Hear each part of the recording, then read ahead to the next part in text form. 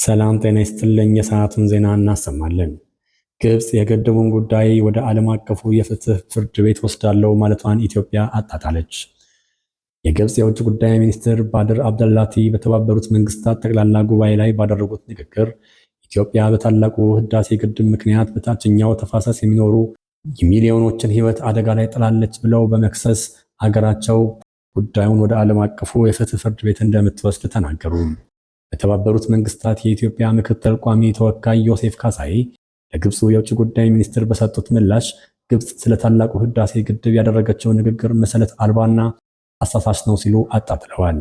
ግብጽ ስለ ታላቁ ህዳሴ ግድብ ተአማኒ ያልሆኑ ክሶችን በተደጋጋሚ ወደ ተባበሩት መንግስታት የጸጥታው ምክር ቤት አቅርባለች ሲሉም አክለዋል። የግብጽ የውጭ ጉዳይ ሚኒስትር ኢትዮጵያ በአባይ ላይ የተናጠለ እርምጃ ወስዳ ግድብ በመገንባት በሚሊዮኖች የሚቆጠሩ የግብጽና የሱዳን ህዝቦችን ህይወት አደጋ ላይ ጥላለች ብለዋል።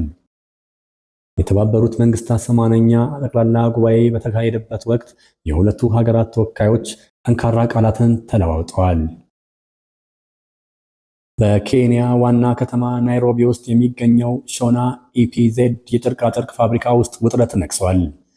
ለወትሮ ፋብሪካው ከፍተኛ የስፌት ማሽኖች በሚያወጡት ድምፅና በሰራተኞች የጎንዮሽ ሽክሽክታ የተሞላ ነበር።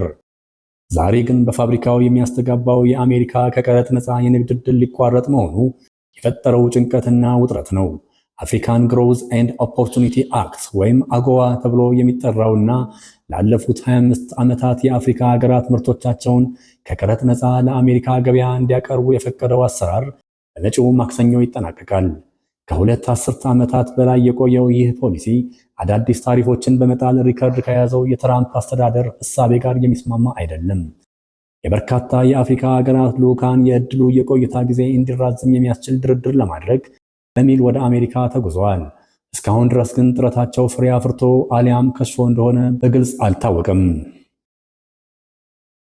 በዓለም ትልቁ የክሪፕቶ ከረንሲ ምዝበራ በተባለ የወንጀል ድርጊት የተከሰሰችው ቻይናዊት ተፈረደባትም።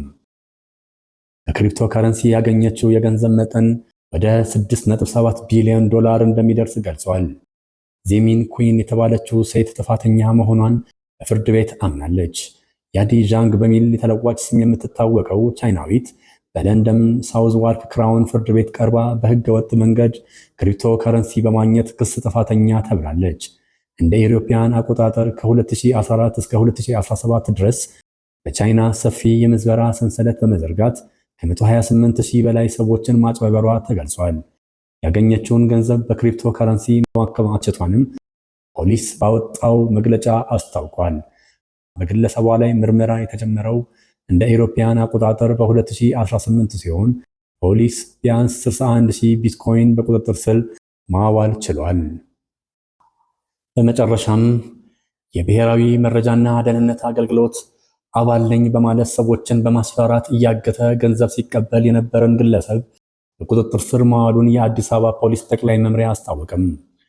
ዳዊት ጥላሁን ወይም ምንተስኖት ጥላሁን የተባለ ግለሰብ ሐሰተኛ የብሔራዊ መረጃና ደህንነት አገልግሎት መታወቂያ በመጠቀም የተቋሙ ሰራተኛ ነኝ በማለት ሰዎችን በማገትና በማስፈራራት ገንዘብ እንደሚቀበል ከህብረተሰቡ የተሰጠን ጥቆማ መነሻ በማድረግ የብሔራዊ መረጃና ደህንነት አገልግሎትና የአዲስ አበባ ፖሊስ ጠቅላይ መምሪያ በጋራ ባደረጉት ክትትል ግለሰቡን መስከረም 16 2018 ዓመተ ምህረት ለቁጥጥር እንዲውል ማድረጋቸው ተገልጿል።